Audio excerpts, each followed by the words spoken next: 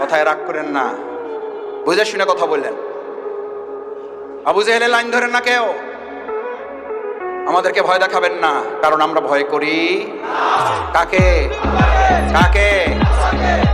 আল্লাহকে যারা ভয় করে, গোটা দুনিয়ার অপশক্তিরা ভয় করে তাকে। এই জন্য আমরা বিগত 15 বছরে 3 জন নামলে প্রশাসনের প্যান্ট খুলে পড়ে যেত। জিজ্ঞেস করতো কারা নামছে, কয় হুজুররা, কয় কোনো অসুবিধা নাই, কয় ব্যানার দেখেন, ব্যানারে কি লেখা আছে, কয় ব্যানারে লেখা আছে জামাত ইসলামী, কয় এবার সাবধান থাকো। বলছে না বলে নাই? আলহামদুলিল্লাহ 3 জনে এই যাত্রাবাড়ি রাস্তা কাঁপানো হয়েছে না হয় নাই? আপনারা গুলির মুখে থেকে এগুলো প্রতিবাদ করেছেন না করেন নাই? ইনশাআল্লাহ আমরা ভবিষ্যতেও এই অন্যায়ের প্রতিবাদ। আসুন, ইল্লাল্লাযীনা আমানু, ঈমানদাররাই শুধু এই ক্ষতি থেকে বাঁচতে চায়। আমরা ক্ষতি থেকে বাঁচতে চাই, তাহলে ঈমান লাগবে, আল্লাহর আইন লাগবে, আল্লাহর বিধান লাগবে। শুধু মসজিদে না, সব জায়গায় লাগবে।